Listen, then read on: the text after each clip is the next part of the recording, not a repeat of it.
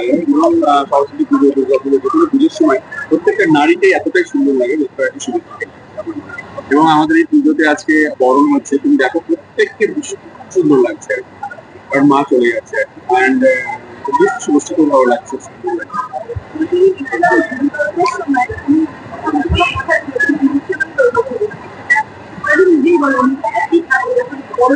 এটার মানে ডিসক্রাইব করার মতো হয়তো ওয়ার্ড নেই।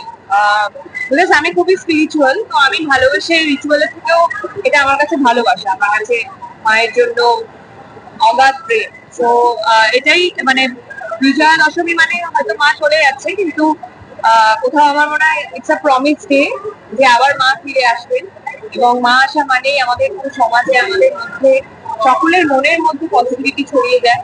এবং আরো একটা বছর অপেক্ষা, মা আবার আসবে, আবার পজিটিভিটি নিয়ে আসবে।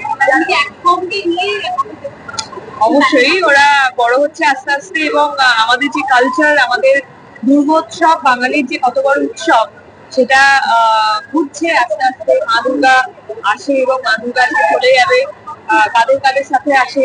এই যে যেই ভ্যালিউজ গুলো নিয়ে আমরা বড় হয়েছি, সেই ভ্যালিউজ গুলো ওরাও ডেফিনেটলি বুঝতে পারে। প্যান্ডেল অফিস ছিল, ঘুরতে নিয়ে যাওয়া হয়েছিল, কিন্তু একটা সমস্যা হচ্ছিল যে আমরা দুটো প্যান্ডেলে গেতে পারছিলাম, কারণ প্যান্ডেল দুটো আর কি।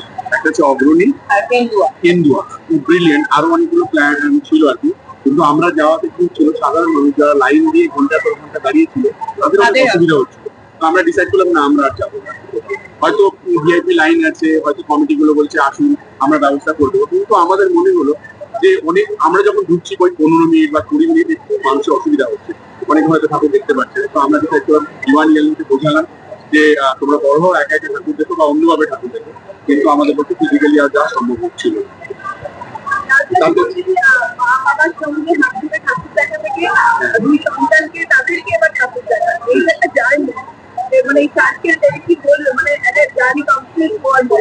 সময় সবাই মিলে ঠাকুর দেখতে যাবো, এর থেকে ভালো কিছু হতে পারে না। প্রথম কথা আমরা ভুলে যাই যে আমরা কি, আমরা কি সাধারণ মানুষের মতো করে বিহেভ করি। সবাই যেভাবে দুর্গাপুজোকে উৎসব পালন করে, যেভাবে সেলিব্রেট করে, আমরা ঠিক সেভাবেই সেলিব্রেট করি। খালি তোমাদের ভিড়ের জন্য কখনো কখনো আমাদেরকে অন্যদের কাছ থেকে বোকা যেতে পারে, বাট তখন আমরা মনে করি আমরা কিছু স্পেশাল। আদারওয়াইজ আমরা সাধারণ মানুষের মতো আসছি, ফুচকা খাচ্ছি, রাস্তা দাঁড়াচ্ছি। বিশেষ করে আমাদের আরবানের যে কমপ্লেক্স, সেখানে এভরিডে ও এসছে, ফুচকা খেয়েছে, আমরা এসছি এখানে দুজন মানে ঢাক বাজিয়েছি, ঠাকুরের সঙ্গে টাইম কাটিয়েছি, সব বন্ধু বান্ধবের সঙ্গে আড্ডা মেরেছি। তো এগুলো করেছি আর কি। সেটা ইউয়ান ইয়াননি সেটাও ভালো করে বুঝতে পেরেছে যে আপনি সেরকম বাঙালিরা কি করতে পারে। ইউয়ানের অ্যাকচুয়ালি আইসক্রিম, হ্যাঁ, এভরিডে আইসক্রিম, মানে ও বেসিক্যালি যেহেতু সুগার খায় না, তো এখানে এসে আমরাও কোনো বাধা এখানে দিয়ে দিই। ও দুর্গাপুজোর যথেষ্ট দারুণ মজা করে কাটিয়েছে, আইসক্রিম থেকে শুরু করে নানান রকম যত রকমের সুগারি জিনিস হয় ও খেয়েছে।